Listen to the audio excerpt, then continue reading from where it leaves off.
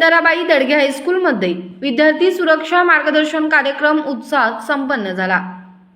New education society Sangli संचलित श्रीमती सुंदराबाई दडगे हायस्कूलमध्ये दिनांक 19 जुलै 2025 रोजी निर्भया पथक सांगली व विश्रामबाग ठाणे व उपविभागीय पोलीस कार्यालय सांगली यांच्या सहकार्याने इयत्ता 7वी ते 10वीच्या विद्यार्थिनींना माननीय उपपोलीस अधीक्षक यांचे मार्गदर्शन व्याख्यान या कार्यक्रमाचे आयोजन करण्यात आले। या कार्यक्रमाची सुरुवात सुंदर प्रार्थनेने करण्यात आली।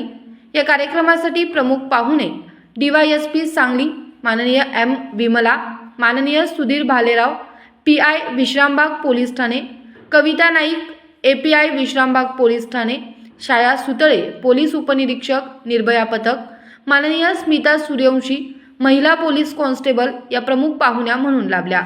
त्याचसोबत प्रमुख उपस्थिती माननीय अर्चना नाईक महिला पोलीस हेड कॉन्स्टेबल, माननीय Sandeep Kamble police head constable Nirbhaya पथक, माननीय उमा लोहार, माननीय दीपाली नागरगोजे महिला पोलीस कॉन्स्टेबल निर्भया पथक, जावेद अत्तार पोलीस हवालदार, गणेश बामणे पोलीस कॉन्स्टेबल, छाया देशमुख पोलीस नाईक हे माननीय सर्व उपस्थित होते।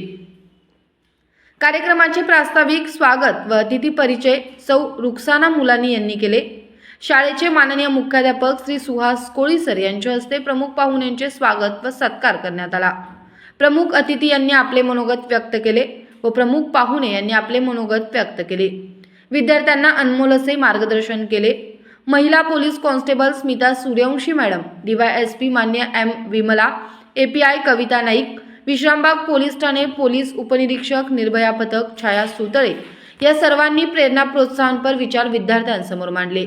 वाहतूक तसेच वाहतुकीचे नियम, हेल्मेटचे महत्त्व, पॉक्सो म्हणजे बालकांचे लैंगिक संरक्षण कायदा, पोलीस काका पोलीस दिदी हा उपक्रम राबवण्यात आलेला आहे याचे महत्त्व सांगितले।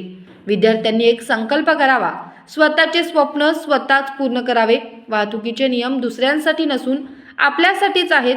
तुमचं शरीर तुमचंच आहे, त्याचे रक्षण करणे। कार्यक्रमाचे आभार सौ वैशाली कनिरे मॅडम यांनी मानले। कार्यक्रमाचे निवेदन सौ अश्विनी गायकवाड मॅडम यांनी केले। या प्रसंगी पर्यवेक्षिका सौ गीता वायचळ, सर्व शिक्षक वृंद, विद्यार्थिनी उपस्थित होते।